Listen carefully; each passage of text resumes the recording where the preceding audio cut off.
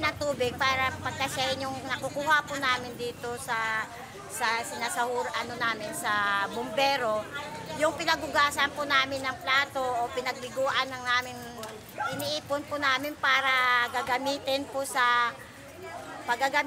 sa CR namin pambuhos. Kami po puyat at pagod po ngayon ang namin. Katulad ko po, isang labandera lang po ako, walang hanap buhay po ako ngayon. Dahil nga lahat ng amo ko na nilalaban, wala pong tubig. Paano po ako makapaglaba?